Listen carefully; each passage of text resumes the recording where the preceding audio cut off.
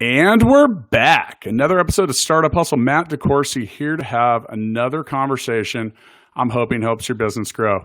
Now, so many of you are interested in starting a business. You want to jump and then build wings. And, it's not that far away. You never know how long or how much it will cost to start your business. And that's advice that we've given many people, and many people have given here on the podcast. But one thing that we do know is you can certainly begin by bootstrapping. Now, what does bootstrapping mean? Bootstrapping means you are operating, you're a baller on a budget, people. That's basically what it is. And most startups, I've bootstrapped startups in the past. To be really plain and clear and simple, bootstrapping means to try to get a little, or to try to get a lot with a little. Now, before we get too far into this, and before I introduce today's guest, I do want to let you know that today's episode of Startup Hustle is brought to you by Tesseract Ventures. And Tesseract Ventures helps companies become smarter, better connected, and more efficient through next-generation robotics, 21st century software, and radically connected platforms. You visit tesseractventures.io to learn more, or click the link in the show notes. And with me today, I've got a gentleman named Kevin Marschkee. And Kevin is the CEO of a company called Dossibay. They're out of St. Louis, and ran into Kevin through some of the startups that we talked to when we published our top St. Louis startups list. And Kevin reached out and said, man, I think I got something to say too, and don't just let my friends be on without me. So first off, let me go ahead and introduce Kevin Marschkee. Kevin, what's up? Welcome to Startup Hustle. Thanks for the introduction, Matt. It's good to be on here. I appreciate it. Now, let's go ahead and get started with a little bit about your backstory. I know you have a long history in computer software, scientific development, business development, marketing development, and intellectual property development. That's a lot of development. But, no one says it better than a founder. So why don't you give us a little bit of your backstory and what brought you here to us today? So, Matt, let me start with that development fetish I seem to have. I like building things. It's always been a thing, Ever since I was young, I was always playing with Legos. I didn't have any friends. I had Legos, and that's all I needed. But moving forward, so I graduated high school looking to go to college for computer science. I ended up in SIUE. I went there for a year before I realized I wasn't really learning anything, and I got a job at a law firm, actually.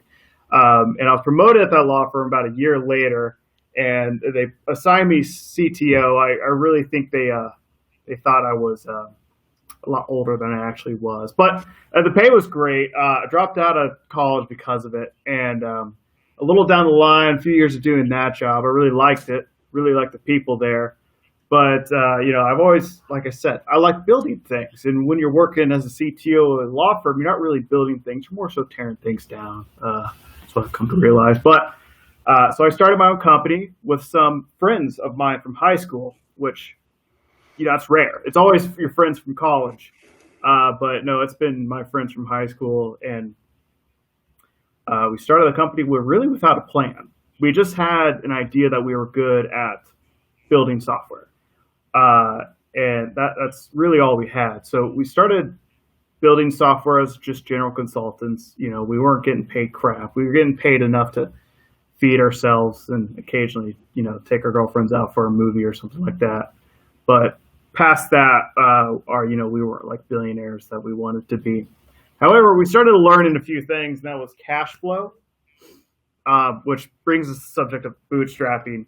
Basically, when you're running a software consulting agency, you're not actually building a product. You're just wasting your time making money. I know that sounds ridiculous, but when you build a product, then you can make something a million times without ever doing anything. When you're doing consulting, an hour of your time is worth an hour of your time. There's no way to shorten that.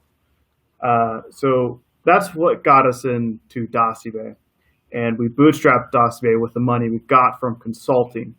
And to this day, the consulting cash is still building that product. And that's why I like to join this podcast when I heard Balto was on here, because Balto, they got some really good investments given. Their product is great. But we've been approached by investors for a few months now, and we've rejected all of them simply because we just didn't need it. And it's just there's a ton of talk about on this. So, a lot of businesses and honestly, most startups get off on the day one with a bootstrap budget, meaning they don't really have one. They don't have investment capital. They really just don't have a whole lot to work with. And honestly, oftentimes they don't have a solid plan. Sometimes they do. Now, in regards to that, the plan in the very earliest stages of a brand new startup are usually all wrong. They're not very, you don't know what you don't know yet. So, I've talked about the bootstrapping part and a lot of different stuff in my book, $1 Million Bedroom, where I started my first business in the extra bedroom of my home. And I had no experience. Really didn't have a whole lot of money for a lot of different reasons, mainly divorce, housing bubbles, and different kinds of stuff. And we just kind of figured it out as we went. Now, one of the things that I talk about in that book that I feel really important if you're bootstrapping is even if your plan is not fully definitive yet, you have to still understand on some level your path to revenue. And, eventually you do have to make sure you pay the bills. There is something that you got to get figured out. You got to do a lot of different stuff. So, some businesses are less capital intensive up front. Now, you mentioned starting out as a consulting company. That's a good example. A lot of companies that are service-based, as a consulting company is, or different things, they have a shorter path to revenue because if you can find a client that you provide services for, then you immediately have revenue. Other examples are things like a franchise that might require a lot of money to get set up or buy into. But, like, for example, I always use Subway just because everyone's heard of Subway. And you're going to end up with some people on. What are a couple of the basic tenets of bootstrapping that you've learned either from your past history or with Dossibay? So the biggest thing about bootstrapping is it really depends on the industry. As the software industry, the bootstrapping, it's a lot easier. And I'm sure you know this, Matt. You work in your extra bedroom. All businesses, the good ones, they always start out with someone just starving, right? Somebody who's taken whatever money they can scrape up and put it into it. That means, they have a lot more incentive. And they usually make better decisions on the early stages of making a business because they don't have much capital to throw around and make mistakes with. And that's great. That's like that. If you're an early stage and you're making better decisions, that's ultimately going to do better in the late stages. So bootstrapping is the way I consider it is the only way to go. There are a few exceptions. Matt, have you ever heard of the book called E-Myth by any chance? Yeah, but I haven't read it. Well, in the E-Myth, the general consensus is basically there's several different ways you can start a company. And the one it likes to emphasize on is the technician's way. It's basically where you get good at doing something really well. Mine was software consulting or just making software, right? You get good at that and you build that into a business. The other way that I like to touch on is the entrepreneurial way, right? That's where you just got this crazy idea. You have a stupid amount of drive, but you have no idea what to do. Those are the cases where you need a lot of money because you got to hire the people who do know how to do. But most businesses are made the technician way. Someone has a really good trade and they want to grow it into a functioning business. They don't need as much money because they're, one, really focused, two, they're very talented at what they do. The third one that they really just need is to develop the entrepreneur skills to extend out management, delegate and advocate in some cases, right? And with software consulting, it's crazy because your biggest cost is just the people. Your upfront costs are like the manufacturing or plastic injection machine molding, right? It's just software. You can copy and paste it. It doesn't cost anything. And really, the only thing you have looking forward to is hiring more and more people. That's really the only reason you would ever need investment is like, okay, it's like I clearly have a product that's expanding. I'm getting tired of doing this work. I can delegate this easily. That's when you can start thinking, it's like, okay, maybe I either take investment or if I play it really nice, you don't need investment. You just hire the right people at the right time to take that load off of yourself as the entrepreneur so you can start focusing on other things. And that's the strategy I've been playing. Go on. I find that software is difficult to bootstrap as a company, meaning like it's, unless you're a technical founder. Now, if that's the case, then you can write software and you're going to remove the cost. Now, for me, some of the basic tenets of bootstrapping before we get the cart too far before the horse are things like working from home. You know, like you got to find any way and anywhere to save a buck. And and I think some of that in your case starts with like your example, and to simplify that a little, is starting with the things that you can do. You have to ask yourself, what can I provide the business with that's valuable? Now, one of the things that's difficult with a new business is there's so many things in the setup phase that have to be done one time. And you're talking about like creating an entity and doing a whole lot of stuff. There are ways to do that kind of stuff very affordably. You can do set a lot of that stuff up online. But one of the things that can kind of drag you under, like meaning like the undertow kind of under, are getting caught up in that setup part. When it comes to software, it depends on like if you're trying to build a product from scratch. We went through this with Gigabook. So I'm also the founder of Gigabook and Full Scale. But Gigabook, I mean, we had run through $250,000 before we ever collected any money in revenue. And that's not uncommon for software companies because you have to have a working product. And now when you have technical founders, back to my point of looking at the things that you do well, you can save that initial dollar by doing some of it yourself. But if you get sucked up with all of the early things that you have to do, it pulls you away from the things that will put you on that path to revenue. Yeah, Matt, you make a really good point. Yeah, so in your case, you were not a technical founder. I guess that's one thing I'm really thankful for, because I was a software guy and I went into software. So I got to save a lot of money by not hiring anyone or not paying anyone, because software engineers at the end of the day, man, they ask for so much money. I swear they're overpaid. Trust me on that one. So yeah, that's one thing I always look forward to. However, you got to have skills somewhere when you start a business. Even if it uses software, in my conclusion, I found that software is really just an automated business model, and it's really expensive to build. It's kind of like just having a lawyer build your business model on a computer and have that computer execute it. But at the end of the day, like if you are a technical founder like me, you can do it yourself. But if you are not a technical founder and you don't know how to write software, like how do you make a software company without spending a ton of money?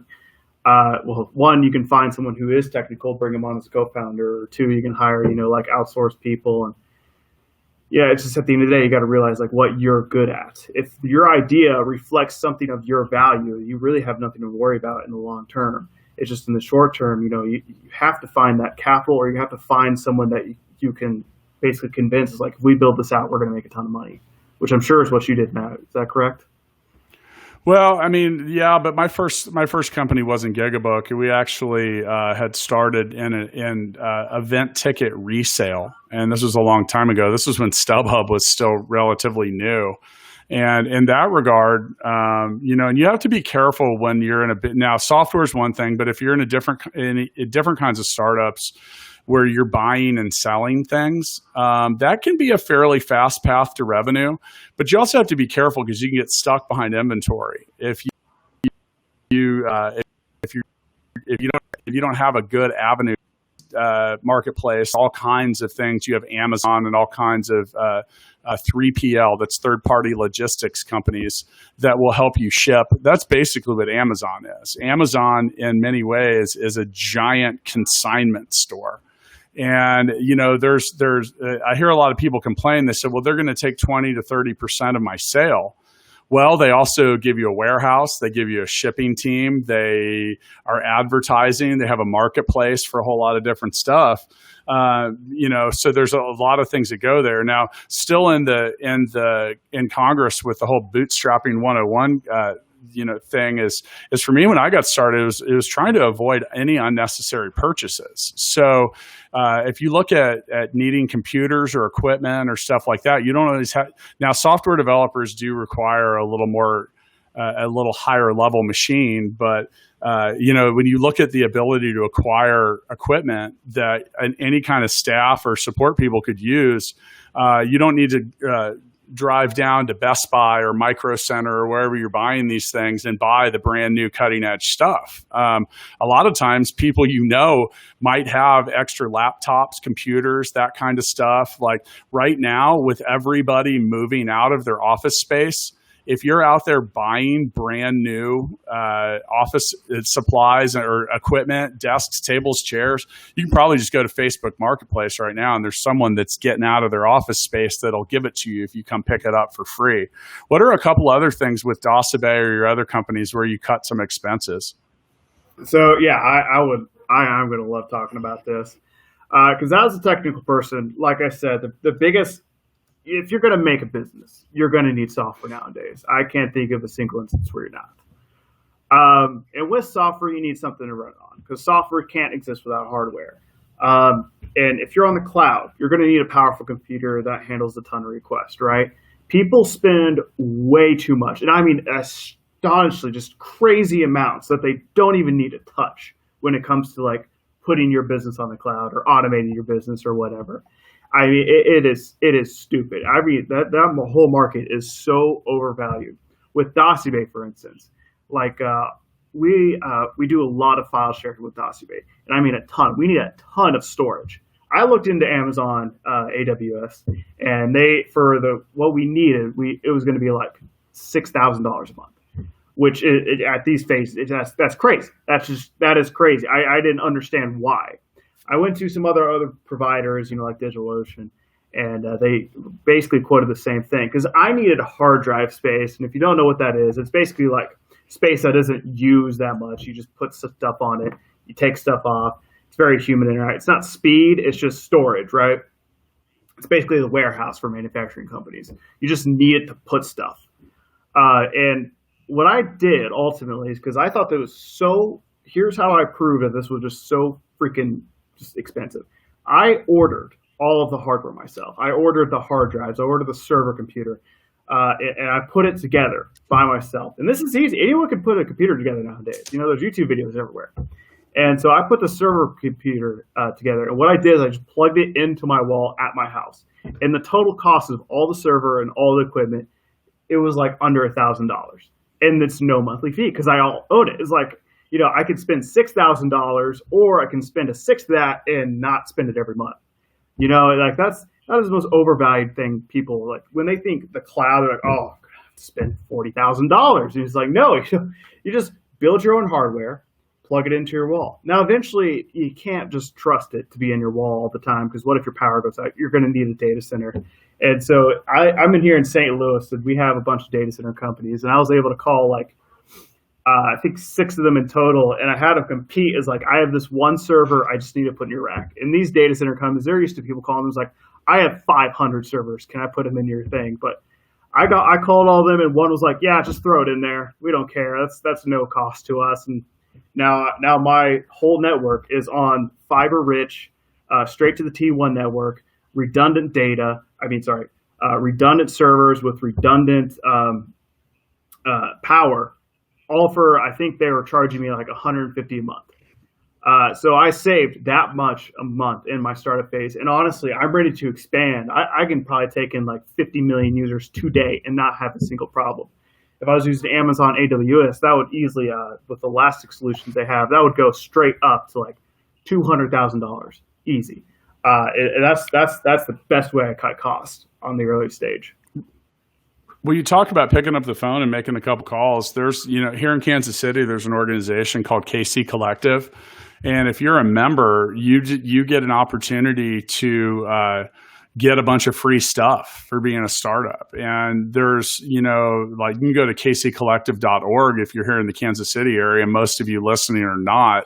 Just look. There's organizations like you mentioned AWS, like, oh man, there's a list. I mean, there's 50 different places that if you're a brand new business, they'll give you something or a huge discount, either for free or a massive discount. Why? Because they want you to stick around after. and it's a form of customer acquisition. So in the case of an organization like KC Collective, they help their members get free servers, free software. Free credit card fees up to a certain point. There's a whole lot of stuff that I've looked at that if I had a brand new business, I could daisy chain together a hell of a lot of expenses. Now, with that, you have to be prepared to pay that bill eventually, or you're going to find yourself in a spot where you're not doing any of that. And I want to move forward from like basic expenses, because one of the things that when it comes to bootstrapping that I think is really beautiful is you can create your own heat. You can create, and I've become a master of this over the years when it comes to what I refer to as evergreen content. So you can make your own blogs, you can do your own social media. One of the things that's really cool is every single one of you listening, you probably have a 4K camera in your pocket. So you have a digital recording studio, you can do video, you can do live, you can do a whole lot of different stuff. And the thing is that you can't just do a whole bunch of it all at once and then not do it again. It's like you mentioned Legos earlier, playing with them as a kid. Well, if one thing you learned about Legos is you have to snap them together one piece at a time, or you have to snap several pieces together and then bridge them together.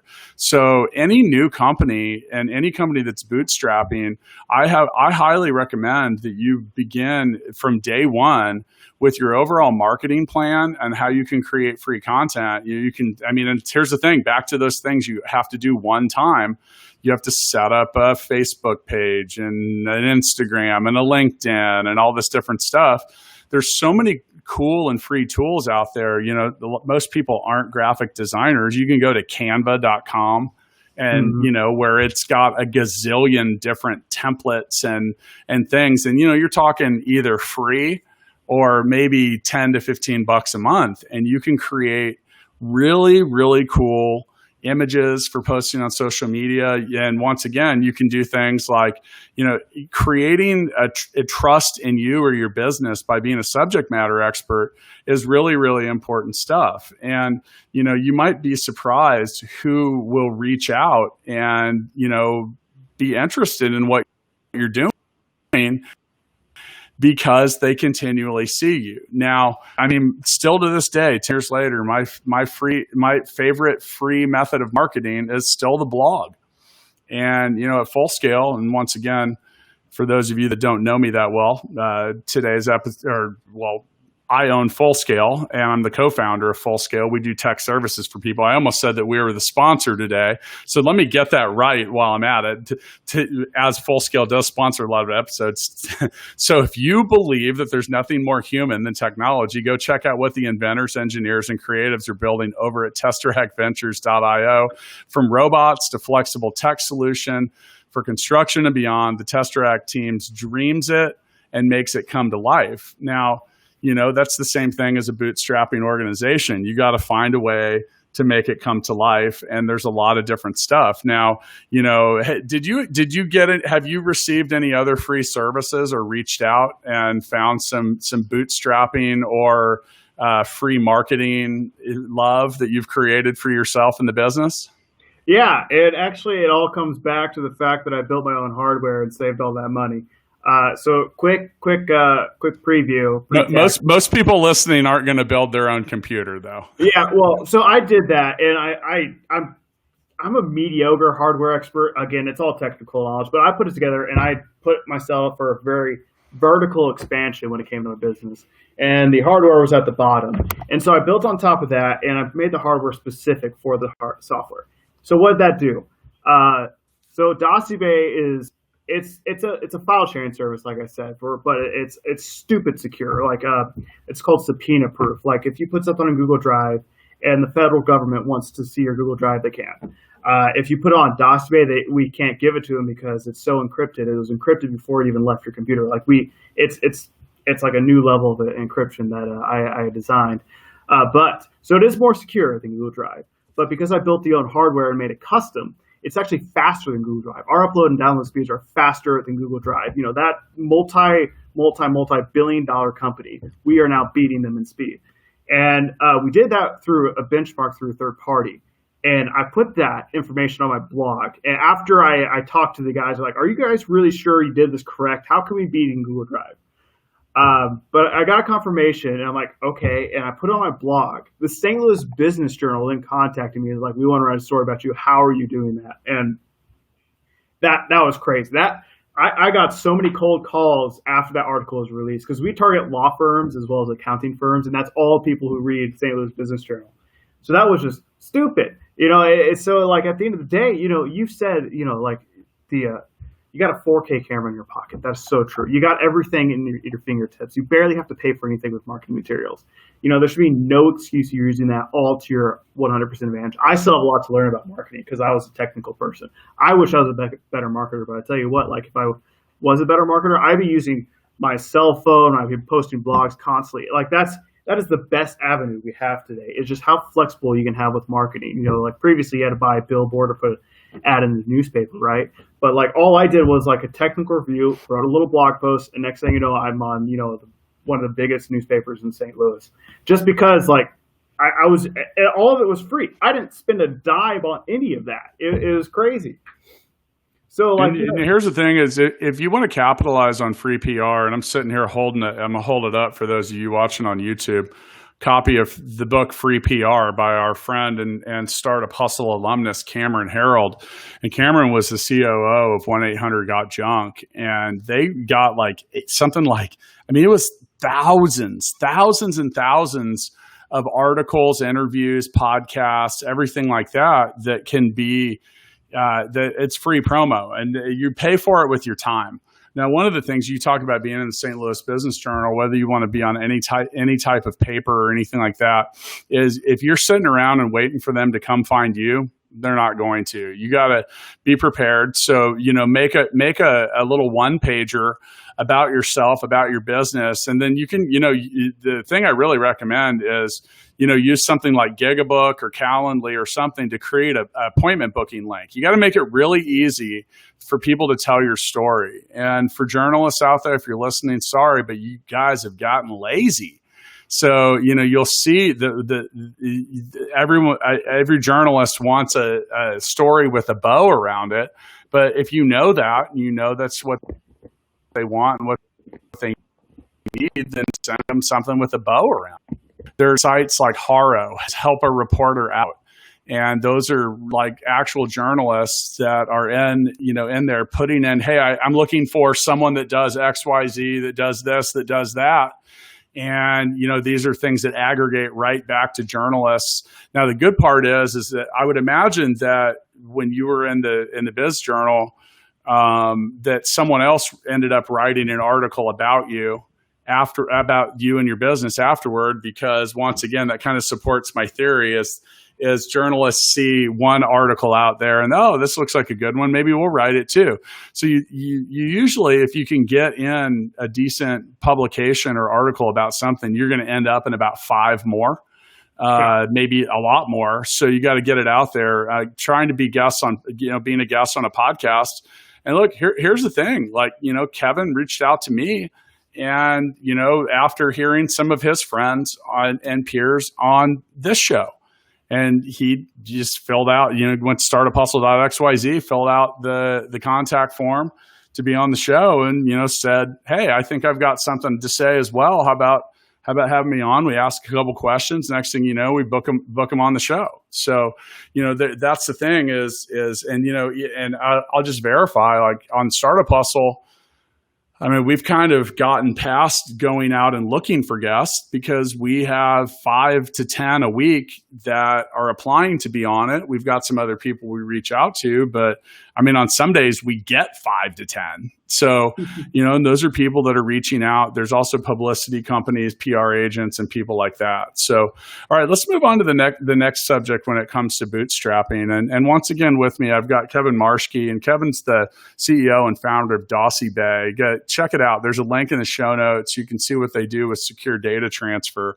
When it comes to bootstrapping, so much of this is going to be about your own energy.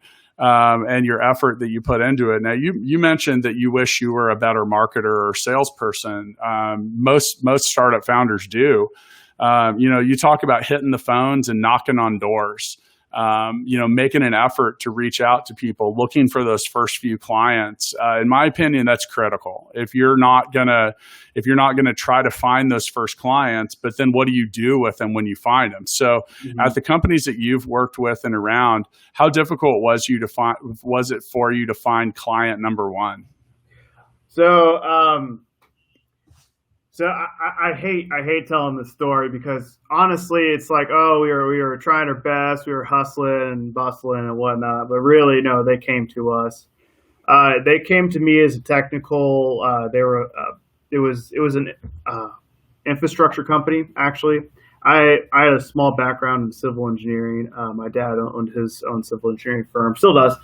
And basically, I got in contact with them through him, and I told them the technical experience, and they're like, "Oh, you want to be hired?" I'm like, "No, how about I start a company and you just contract to us?" And that's it. That was the seed for my consulting agency, and that gained a little bit of traction. Some friends and family, the word spread, and I got another client coming in, and another client. It was all word of mouth, right? Which is why I wish I was a better marketer, so I can better execute the idea of really getting out there, getting outbound sales, because inbound sales, you just got to be at the right place at the right time. You always have to make your own luck. You can't just wait for it to happen. No one just waited for it to happen. They were doing something. They were doing something right. They were talking. They're accepting. There's some degree of marketing that everything needs. But I will say this for bootstraps, because this really affected me. And you used the analogy once, you put the cart before the horse. I had a huge problem with that. Mostly because I thought I was just young and dumb and immature. It could have been a whole range of issues. But when it comes to bootstrapping, the problem is when you get your first client, for me it was consulting, you get this bed of security. And that's probably it turns into a bed of nails pretty quickly.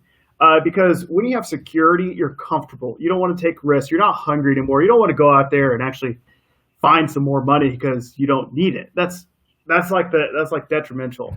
To reinforce this thought, I don't know if you watch Shark Tank, but Mark Cuban likes to say he likes to invest in companies that are hungry. He likes to invest in companies that basically they need money to eat, right? Because they know the drive. They have that primal instinct. It's I need to be successful. It was Robert. He always talks about when I founded my company, or my second company, I had a $5 million investment, and because of that, I screwed up everything. I spent a whole bunch of money in places I didn't, just because I had this comfort, right? And so when I was bootstrapping, the second I just got a little bit of money, just to feed myself, it was horrible. It destroyed me. And only recently, with the COVID epidemic and the economic collapse, I'm learning again. It's wait, I constantly need to be getting more money. I can't be stopping. There should be no end game to, the security. You should always consider yourself I have to get money. I need to get money. Not that you want money, you need money. If you just want money, it's not going to work. It's not going to happen. But if you need money, that's when the bootstrapping can really start getting into effect. That's when true bootstrappers get there. Well, amazing things occur. Amazing things occur when you're backed into a corner, or when things need to occur out of necessity. Now, in regards to bootstrapping, if you do get your business past yourself, which is always the first. It's always a good idea if you're bootstrapping, to start with other people, so you're not just always an army of one. But if you get past that, you really make sure to surround yourself with driven and successful people. And there's a number of reasons for that. I mean, the drive to get past just anything. If you're around people that aren't driven, or don't understand success, or aren't driven to be successful, I mean, honestly, you're probably the writing's already on the wall. And, one of the things that I learned early is despite the fact that I mentioned earlier, you're going to have to wear a lot of different hats. You're going to have to do a lot of different things. You might be forced to make some really tough decisions early. And one of that is if you realize you have the wrong people or person or anybody on a really small team, you have to correct that quickly. And why? Because that's an anchor. That is something that's going to be dragging you down and pulling on your expenses and doing a lot of different stuff that, yeah, I mean, it's a huge problem. So, when it comes to bootstrapping, it's not just about trying to find free stuff. It's not about, doing free marketing. It's also about being ready to make tough decisions and do it quickly. Now, if you go to Google how to bootstrap a business, a lot of people will tell you, oh, look for your family, look for your friends. I'm not a huge fan of either approach, just because I think it's a good way to ruin your relationship with your family or your friends, because they might not be as passionate or driven to all of it, as you are. It's a logical solution, and I mean it's a risk and it's a gamble. Because you can put yourself in some tricky situations there. Now, fortunately for myself, I was able to work with my wife for years. That's also rare. I know a lot of people along the way. They're like, "Man, how do you work with your wife?" Because I can't do it. And we were able to pull it off, and we did really well at it. She was also good at all the things that I wasn't good at. And I was good at the things she wasn't good at. So we made a pretty good team. But I think in the beginning, you got to find people. If there's three of you and you're all good at the exact same thing, that's a problem. That's not an advantage. And it's easy to be like, hey, we've got three people that are really great programmers. Okay, well then, based on my experience, you probably have three people that aren't great at sales and marketing. Yeah.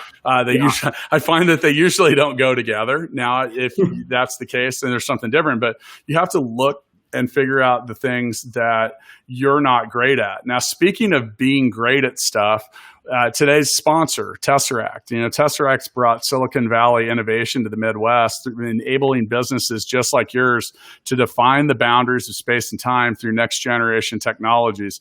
You can visit tesseractventures.io to learn more, or you can click the link in the show notes. You can also click the link for Dossibay. You can learn a lot more about Kevin and his company. Now, with that, Kevin, it is time for the Founders Freestyle. So we have raced right through this episode of Startup Hustle, and we end our episodes with a short freestyle from each of us about today's topic. So what's a key point or something you may not have mentioned so far about bootstrapping that you just don't want to get past? You don't want this episode to end without sharing that with the world. It's a good mechanic. I like that. I can tell you this. So there's a few things. There's a few tricks I found out that if you are bootstrapping and you don't have an investment yet, here is a really quick tip, right? That will actually get your business really on the road. And that is to go to your parents or your loved ones or someone you just will not let down, your own mother, and ask your mother, can I have a $500 investment? And you do not need that $5 whatsoever, but you take that investment from your mom. And at the end of the day, you have this incentive, I cannot screw this up or I lose my mother's $500. And it just pushes you like a mile. Even though that money was just $500, it pushes you probably $30,000 in effort. It's like, it's this weird effect on your brain because, I think it's just an American culture thing, but we never really want to do something for ourselves. That's kind of a rarity in today's culture. It always wants to be for someone else, unless you have really good internal drive, which I'm sure quite a bit of people do. But for me, I figured that out is if I take investment from loved ones, right, even though I didn't really need the money in the first place, it's just now I have something to do it for, it gives me a necessity. It's at the end of the day, if you want to be a good businessman, there's only one skill you need to have, and that is to convert things that you want into converting things into your needs, right? If you can do that, you can do anything. And, I'd also, real quick, I'd like to shout out to pretty much my influences, the two best bootstrap companies that I know, and that is Dell Computers. Never took $1 investment from anyone. There's one guy in an apartment, and he grew it into Dell Computers without any sort of spike, any sort of investment, any sort of we did it. No, it was just a nice, steady growth, and boom, he's on the IPO. And as well as, so this is going to sound stupid, but BlackBerry phones, they made that whole company. And back when BlackBerries were popular, right, They made the whole thing without a dollar investment either. It's just a bunch of guys made a phone and they just sold, and it just blew up. There's never and neither of those people, they didn't really ever need anything to like. It's like, okay, here's $1 million. Now you can do everything you want. It's like, no, they use their own needs to get them there. And I think that's all that I need to say. I think at the end of the day, if you can convert your wants into needs, you can bootstrap. You can do whatever you want. I think for my freestyle, I'm gonna get away a little bit from some of the things we talked about. And we talked about a lot of different stuff today. Looking for free resources, playing to your own strengths. Trying to find ways to create marketing and attention and stuff like that. But I think in the end, regardless of all that, if you're getting ready to start a business and you're not passionate about the problem that business solves, then you need to step back and you need to review whether or not it's the right business. And I say that because, look, starting a business is hard, and being an entrepreneur is hard. And there's a lot of ups and downs, and some of them are due to your own mistakes. Some of them, sometimes the wins are due to good decisions. And then there's a whole lot of stuff that you just can't really have any control over, like the current economic climate due to the pandemic. Business and startups are going to throw a lot of curveballs at you. They're going to do a lot of things to test your fortitude. And if you're not passionate about what you're doing, then you're going to struggle. And honestly, you're probably going to fail, because it's that passion and that drive for you and the people that you're working with that really make it so you can get through those times. So, with that, I'm really passionate about what I do. So I'm going to get back to doing it. Kevin, thank you so much for joining me. I'll catch up with you next time. All right. Thanks, Matt. Thanks for having me. Yep. See ya.